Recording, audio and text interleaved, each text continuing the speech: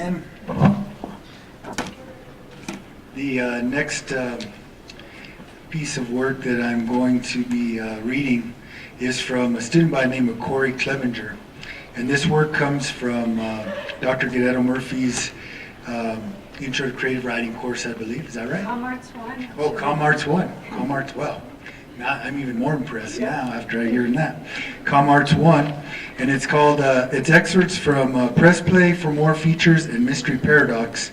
I have to say that I was charged with the task of paring down a little bit of this assignment, but the more I tried to pare it down, the more I was cutting out important elements of his story, and it made it extremely difficult to pare it down. So you have to bear with me and stay alert, because in every paragraph that I read, it feeds into the overall story of his work. And I'm going to do this a little bit backwards. I'm going to read the final product first, and then I'm going to go through the press play, which is a process that Carol has built into her course to help the student produce the final work, because I don't want to give away any secrets here. So the title is Mystery Paradox. I awaken to the sensation of earth. Deep in the cool, dark embrace of my home, I breathe in the dank musk of the rotting detritus of my bedding and become alert. I am the grandson of Stereopodon, the first of mammals in all Australia, and my line goes back 110 million years. To my nocturnal eyes, the darkness here is as nothing compared with the oblivion from which I have just arisen. I begin to shuffle around on my knuckles, swaying back and forth with reptilian swagger. My legs are on the side of my body. I begin to make the laborious 10-meter journey to the entrance of my burrow. Although I spend most of my life in burrows such as this one, I have a migratory range of up to 7 kilometers, the extent of my glorious kingdom. I amble ungraciously through and around the debris, thinking of my lovers. There are 4, one for each corner of my world, and these are my priestesses, the manifold expressions of goddess, and I am their priest, their god. From the months of June to October, we come together in the worship of brown furry union, and our 10 chromosomes create combinations of life. For 28 days, the eggs of my seeds incubate and develop within my female. After the eggs are laid, for another 10 days, she keeps them warm and protects them from the death of the cold. My mates produce milk for our children, but having no teats, the milk is secreted through pores like sweat and collected in an aqueduct-like groove that channels the sacrament into a pool on her abdomen. Our children then lap it up from their mother's grail. I must confess that even I find the rites of my priestesses to be disturbing, and so I do not help rear my young. In capricious revelry, I give them existence and wish them well. They are my legacy, my immortality. For the next 4 months, their mothers nurture them and educate them in the ways of our form, the path of formlessness. Then they are off on their own. Although my kingdom lies within a rainforest, my cousins may be found in many diverse areas, from the Australian Alps all the way to Tasmania. But in every case, in every place, there is one constant, the river. It is the wellspring of life and the core of the essence of my being, my very spirit. It is dusk as I look out my burrow across my bill and take in the sight of the fading light, stealing with it the vibrancy of the foliage. All as it should be, beautiful. I slide out of the opening and drop a foot to slip into the warm water below without a sound. Coming to the surface, I begin to roll my webbed front feet in the alternate motions to propel myself forward, while using my back feet and wide, flat, nutrient-thick tail to steer out into the deeper waters. Finally, in my true element, I extend my senses out to watch for my many enemies. I am both hunter and hunted here. Reaching my hunting spot, I pause and focus on my breathing. I must eat around 20% of my body weight in insects, freshwater shrimp, and other small crustaceans every day. So I normally spend around 12 hours each day doing exactly this. With one quick glance above to the sky, I take a breath and dive below to the murky depths of the river bottom. No longer needing my eyes, I close them and rely on electroceptors in my skin on the edge of my bill. I am one of two monotremes in this earth, and of our many gifts, most sacred is our ability to part the veil of mundane to best witness to the energetic planes beyond. With my sense of electrolocation, I can sense the electrical pulses within the electromagnetic fields of my surroundings. In this state, it is as if all things are made of one substance, and that substance is light. The electrical impulses within some of these fields betrays even the subtlest of muscle movements of my prey, distinguishing what is living from the low energy state of the inanimate life shines in brilliance. Although there are many such electromagnetic fields in this cosmos, existing with and overlapping each other as the waves and ripples of my river, because this sense is strongest in me of all mammals, I have seen the ultimate truth. There is not a separation amongst the objects of reality.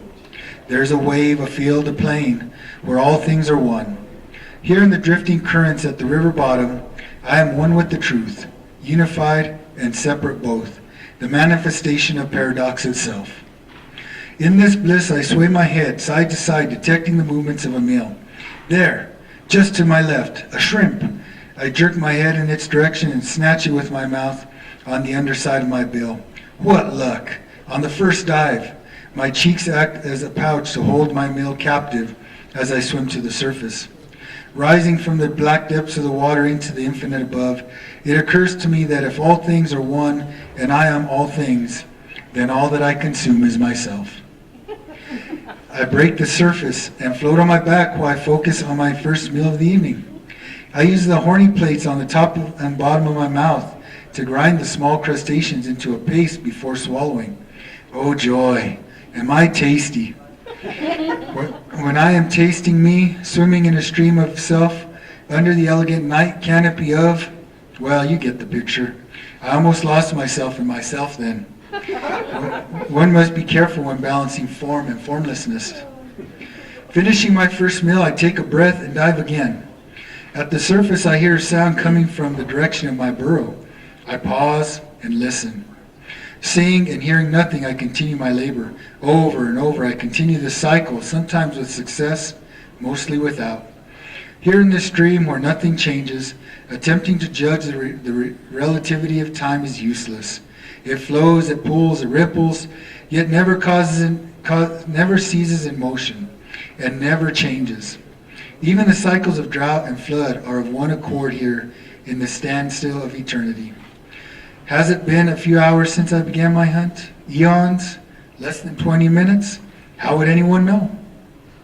Finally, weary and sated, I begin to swim back to the riverbank, back to the quiet home of earth. As I approach my burrow, I sense something amiss. Feeling the predatorial weight of a hunter's eye, I eagerly scramble into my cave of safety.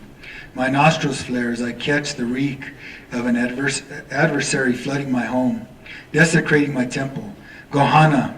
As I give a low war growl, I catch an explosion of motion from deeper within before.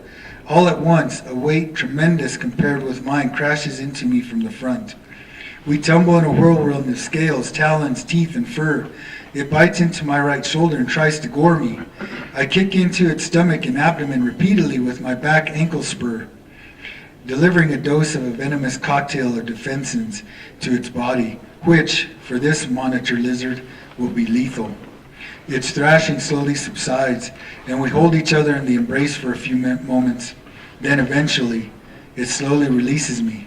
A kick backward with my spurs and all my might to expel my foe from my burrow. Its body lands with a splash. Wounded and bleeding, I stand at the entrance of my temple, beneath this mighty tree on the river's edge, and watch as the Gohana attempts to swim to the bank. He will not make it. I turn slowly, limp down in the small tunnel of my burrow, down to the tabernacle of this womb of earth. In a way, Gohana and I are cousins, distant cousins, but family still. Deep in my genome, I contain genetic coding for both mammalian and reptilian elements, alongside 2 genes found only in birds, amphibians, and fish. This was a battle with my lower self. Warm blood prevails. According to the ancient myths of the humans indigenous to Australia, all of the major animal groups competed for my kind to join their respective groups. In these stories, to maintain my distinction from the many, I opted to join none of them. But this is not exactly the truth. The truth is that in love I became them all, maintaining my distinction by embracing paradox and being that which becometh all things. Have you guessed me? Do you know my name? I am Platypus Ornithorhynchus paradoxus.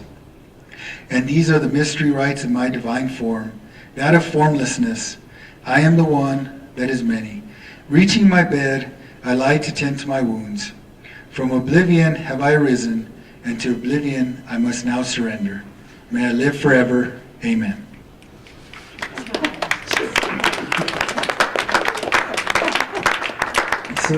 So this next piece is the press play for this assignment, and Carol might be able to more eloquently explain this, but it's the work that he's writing to Carol to explain how he went through the process of determining his subject matter, topic, and the direction he was going to go with his writing.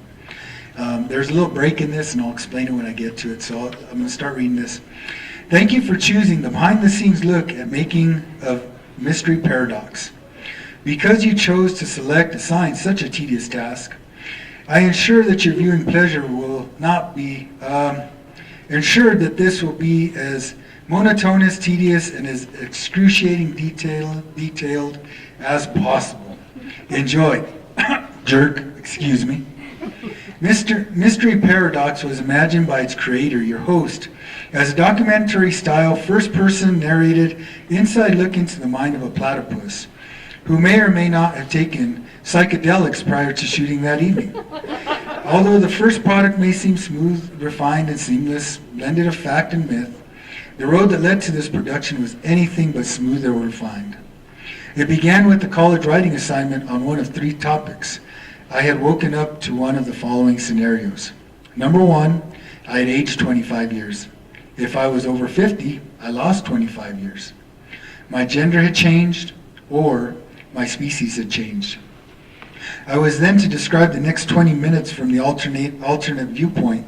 I briefly toyed with idea 1, following it to its logic. So then there's a skip in this, but what he does is in the next page he goes through the process of detailing which animal, which species, which kind of what related to his situation or to his life, if that makes sense. So then I'll continue on from that point. According to the histories of the ancient Sumerians, created humans from an earlier ape relative, a member of an alien race known simply as the reptilians, and a Komodo dragon. I judged all of these things to be overly orthodox, cliche, and not challenging enough. I wanted something stranger than fiction, to borrow a cliche from somewhere. There was only one thing that embodied everything I had considered, only one thing wired enough for me to identify with: platypus. I was clearly already aware that the subject was a hybrid duck-beaver that laid eggs and had a poison spur, but I wanted more detail. So I had my research team, thank you, Mom, print me out 20 pages of platypus facts from Wikipedia. I was stunned by what my studies revealed. A treasure trove of, are you serious? This thing actually exists? I had finally found my spirit animal.